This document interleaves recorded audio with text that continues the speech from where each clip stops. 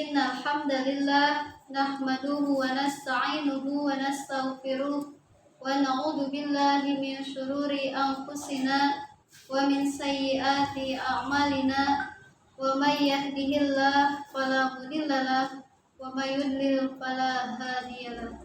Asyhadu an la ilaha illallah wahdahu la syarikalah wa asyhadu anna Muhammadan abduhu wa rasuluh.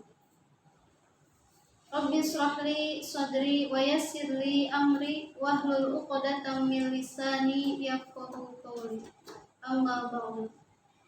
Alhamdulillah, pertama-tama marilah kita panjatkan puji syukur kehadirat Allah Subhanahu wa taala yang telah memberikan kepada kita berbagai macam kenikmatan, terutama nikmat yang paling besar yaitu nikmat iman dan Islam. Salawat serta salam semoga selalu tercurah limpahkan kepada junjungan alam Nabi besar kita yakni Nabi Muhammad Sallallahu Alaihi Wasallam, kepada para keluarganya, para sahabatnya, para tabiin, atba'ut tabiin, dan semoga sampai kepada kita selaku umatnya. Amin ya Allah ya Rabbal Alamin. Para hadirin di rumah yang berbahagia, khususnya para orang tua wali santri SMI 13 yang saya muliakan. Pada kesempatan kajian ini saya akan membawakan materi tentang Huququl Jirani yang saya ambil materi ini dari kitab Taisirul Qalab yang dikarang oleh Syekh Imam Hafidz Hasan Al-Masyhuri.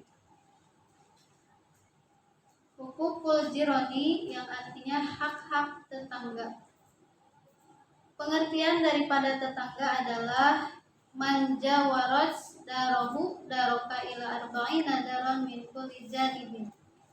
Tetangga adalah orang yang berdekatan rumahnya dengan rumahmu sampai 40 rumah dari setiap penjuru. Menurut para ulama, tetangga itu terbagi menjadi 3 macam. Yang pertama, tetangga yang memiliki hubungan kekerabatan, tetangga muslim yang memiliki hubungan kekerabatan. Maka ia memiliki 3 hak, yaitu hak tetangga, hak kerabat, dan hak sesama muslim. Yang kedua adalah tetangga muslim yang tidak ada hubungan kekerabatan. Maka ia memiliki 2 hak, yaitu hak tetangga dan hak sesama muslim. Yang ketiga adalah tetangga non-muslim. Tetangga non-muslim memiliki 1 hak, yaitu sebagai tetangga saja.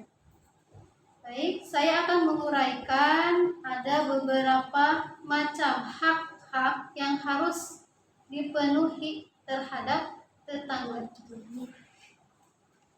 Hak yang pertama adalah antabda'ahu bisalam, memulainya dengan mengucapkan salam. Apabila kita berjumpa dengan tetangga kita, hendaknya kita mengucapkan salam.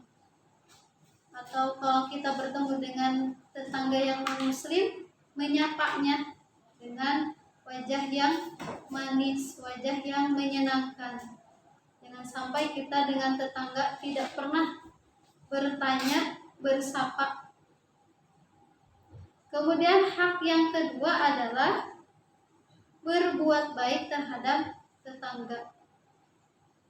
Alangkah damainya jika kita dengan tetangga saling berbuat baik. Ketika tetangga kita ada keperluan, ada kebutuhan, kita penuhi kebutuhannya.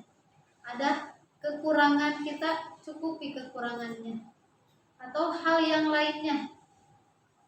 Kemudian hak yang ketiga adalah membalas kebaikan tetangga ketika tetangga kita memulai kebaikannya, memulainya kepada kita. Maka kita secepatnya ketika tetangga kita melakukan kebaikan terhadap kita, balas lagi kebaikan itu supaya terus terjalin hubungan yang baik.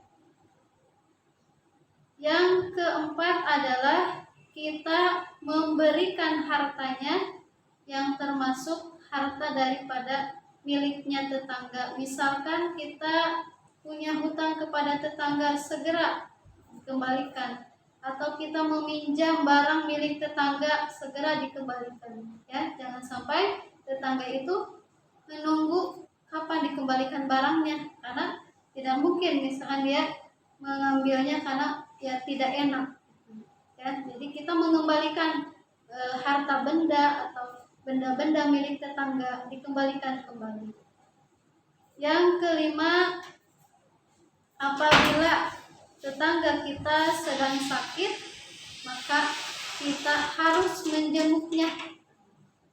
Jangan sampai kita tidak melihatnya sama sekali, karena dengan kita menjenguk pasti kita mendoakan yang sakit. Insya Allah kalau yang sakit dijenguk kemudian didoakan, mudah-mudahan sakitnya cepat sembuh lagi. Kemudian yang keenam adalah hendaknya kita merasa bahagia apabila tetangga kita mendapatkan kebahagiaan, mendapatkan kesenangan. Kita pun sama, ya, merasakan kebahagiaan itu. Jangan sampai sebaliknya, tetangga kita bahagia, kita malah sedih, iri. Nah, ya, jangan sampai kita ada sikap seperti itu. Kemudian tetangga kita mengalami kesedihan, berduka, kita pun sama harus merasakan kesedihan yang dialami oleh tetangga kita. Kemudian selanjutnya adalah kita tidak boleh sengaja memandangi wanita-wanitanya meskipun mereka adalah seorang pelayan baginya. Maksudnya wanita di sini adalah bisa bermakna istrinya, saudaranya, kerabatnya ataupun pembantunya. Karena dikhawatirkan ya ada hal-hal yang tidak diinginkan. Karena ya sangatlah, apalagi misalkan seorang laki-laki memandang kepada perempuan, takutnya nanti terjadi hal-hal yang tidak diinginkan, karena itu nanti terjerumus kepada dosa. Apalagi kalau misalkan dalam hadis itu dikatakan orang yang berzina dengan istri tetangganya itu ya dosanya itu lebih besar daripada ya berzina dengan banyak perempuan yang bukan tetangga.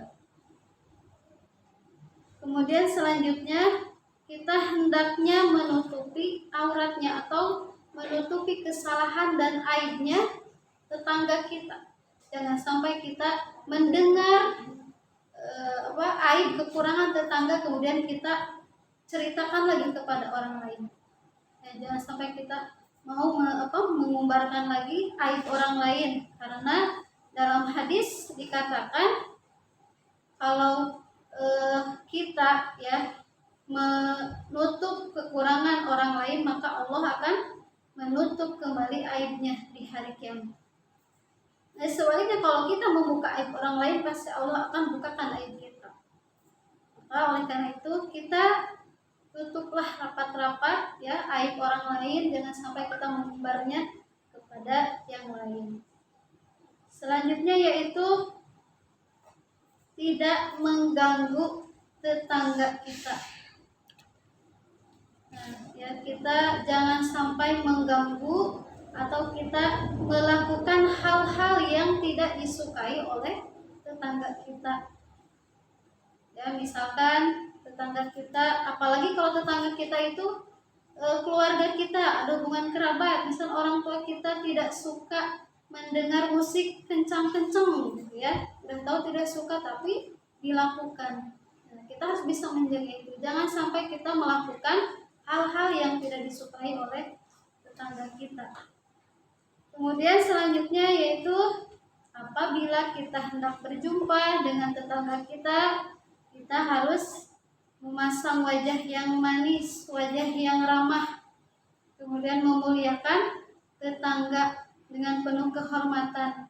Karena dalam hadis dikatakan Nabi Muhammad SAW bersabda, "Man kana yu'minu billahi wal yaumil akhir falyukrim jarahu." Barang siapa yang beriman kepada Allah Subhanahu wa taala dan hari kiamat, maka muliakanlah tetangganya. memuliakan tetangga merupakan bentuk keimanan kepada Allah. Jadi orang yang mukmin, orang yang beriman, maka dia akan memuliakan tetangganya. Sebaliknya orang yang tidak beriman, berarti dia jauh ya daripada keimanannya, berarti dia tidak beriman. Bahkan dalam hadis lain diriwayatkan dari Aisyah radhiyallahu anha dari Nabi Muhammad SAW bersabda, "Majala Jibrilu yusini bil jari hatta danantu annahu sayuwarisuhu." Malaikat senantiasa terus-menerus memberikan wasiat kepadaku mengenai tetangga, sehingga aku mengira bahwa ia memberikan warisan tentang itu. Maksud dari hadis ini bukan berarti tetangga berhak mendapatkan warisan, tapi maknanya saking pentingnya kita berbuat baik kepada tetangga, saking pentingnya kita harus memperhatikan hak-hak terhadap tetangga, memuliakan tetangga. Bahkan orang yang menyakiti tetangga mendapatkan ancaman, tidak akan masuk surga ya apabila seseorang itu tidak bisa aman tetangganya daripada lidahnya atau perbuatannya. Jadi terhadap tetangga kita harus memuliakannya, harus berbuat baik dan memenuhi hak-hak terhadap tetangga. Alangkah indahnya pendidikan Islam yang telah diajarkan kepada kita, dengan kita mengikat tali silaturahmi terhadap tetangga, hidup kita akan tentram damai. Baik, mungkin itu saja yang saya paparkan. Mudah-mudahan ada manfaatnya. Wallahul muwaffiq ila aqwamit thoriq. Wassalamualaikum warahmatullahi wabarakatuh.